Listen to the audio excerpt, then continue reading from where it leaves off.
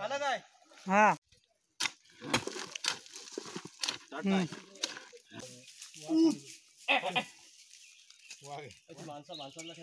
भाई पाठण येतो आम्ही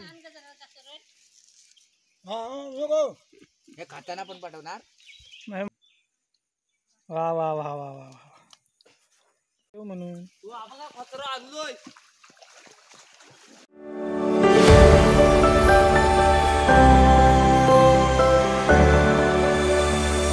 तर नमस्कार मंडळी, स्वागत आहे तुमचं आपल्या आजच्या नवीन व्हिडिओमध्ये. तर आज मी निघालेलो आहे धरणावरती पाटाचं पाणी आणण्यासाठी. आता थोडासा गावापासून बाहेर आलेलं आहे आणि इथपासून साधारण 2 ते 2.5 किलोमीटर अंतरावरती धरण आहे आमचं. आणि त्या धरणाचं जे पाणी आहे ते पूर्ण उभ्या डोंगरामधून पाट काढून असं ते पाणी आणलेलं आहे शेतीसाठी.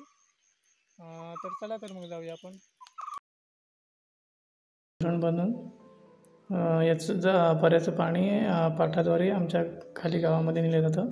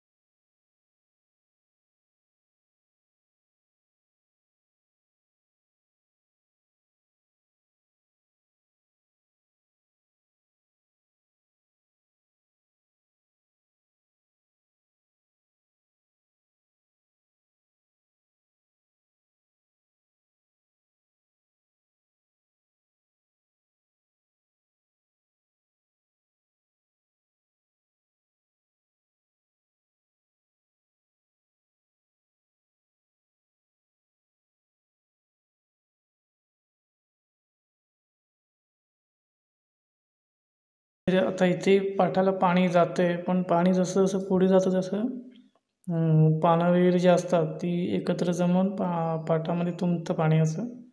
तर ते खाली पाट पूर्ण साफ करत जावा लागतो. फावडं वगैरे अण्णा मारतायत. आणि जिथं कुठं पाणी जात असेल बाहेर तिथे अशी माती वगैरे टाकून सगळं पाणी व्यवस्थित बांधलं जातं. बघू शकताय तुम्ही. तर मित्रांनो, आजचा दुसरा दिवस आहे. काल आम्हाला 6:30 वाजले पूर्णपणे पाट साफ वगैरे करत पाणी आणण्यासाठी.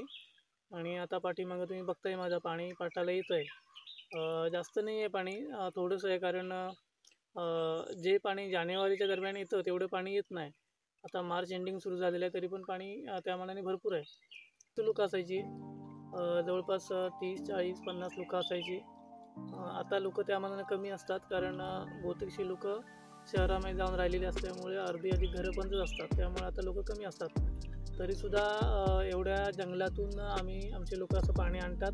जास्ती करून ह्या पाण्याचा उपयोग हा उन्हाळ्यामध्ये होतो. आमच्याकडे उन्हाळ्यामध्ये वैंगणी शेती केली जायची पूर्वी, आणि त्यासाठी या पाण्याचा जास्तीत जास्त वापर व्हायचा. त्याचप्रमाणे माड वगैरे किंवा नारळी पोपळी यांची झाडं आमच्याकडे मोठ्या प्रमाणात असायची, त्याच्यासाठी पण याचा वापर केला जायचा.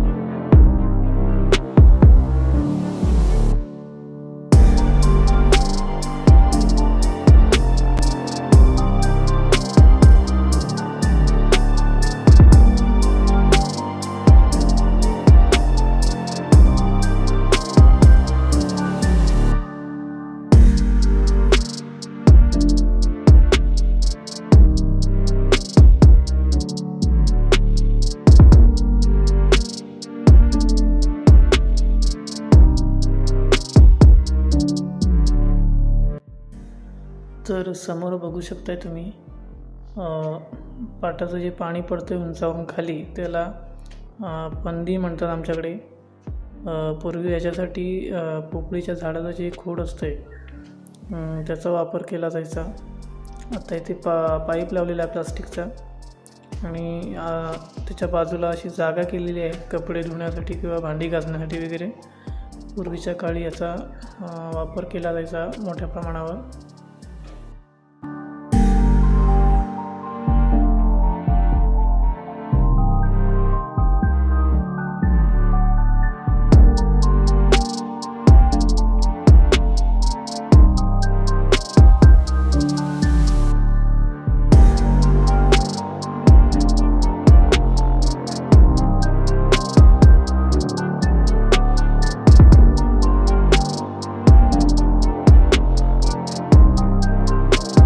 तर आमचं हे पाटाचं पाणी आम्ही बांधलेलं धरण तुम्हाला कसं वाटलं ते आम्हाला कमेंट करून सांगा.